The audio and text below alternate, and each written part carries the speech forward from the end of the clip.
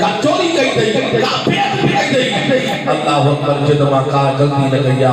एकड़ी गलती थी या केड़ी गलती कई थई वो शख्स जदो मां घर वेस नौजवान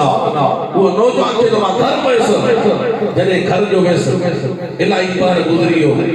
भूख लगी मुखे ॾाढी भूख लगी वो अंबर जीजर के ओ अम्मा मुखे भूख लगी आ मेहरबानी कर मानी दे घर में कोई भाती कोने को अंबर जीजर लई मां होया से वो अंबर थोड़ी या सईफा कुराड़िया अंबर लठ दे रथिया लठ दे हलदे तनूर दी परसा तनूर जे परसा काठी हुई नहीं बाहे गए त वो फुट जदो ओ अम्मा मुखे भूख लगी आ मेहरबानी कर मानी दे अल्लाह अकबर वो कोड़ी बैठ जो बाबा बच्चा कुछ सब्र कर तनूर तपे न मानी विदा अल्लाह अकबर वरी 5 मिनट गुजरा वरी जदो ओ अम्मा ताती करो के भूख लगी आ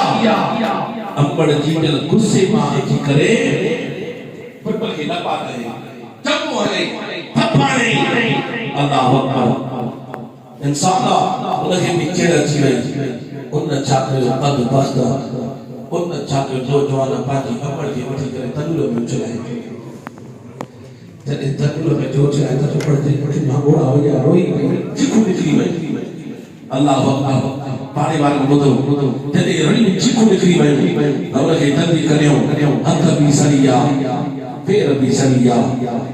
अल्लाह अकबर उनकी अंबड़ जिंदा है हेरे तवजो जो प्रीदा फरमानो वो नौजवान जदो वो या गलती थी या मां अमर की बेअदबी कया रब के इंतजाम तो गया 8-9 साल थिया है इंतजाम तो गया रब माफ तो करे ओ मुझा बेटा हेरे तवजो करो वो नौजवान बुजुर्ग के जदो वो बुजुर्ग के तो वाला ये आवाज की अमर जिंदा है क्या कुछ अमर जिंदा है कि हां मुझे अमर जिंदा है जे ये कर अमर जी कदमन में वही कर अमर खवनी माफी वठवनी वो नौजवान तो भगवा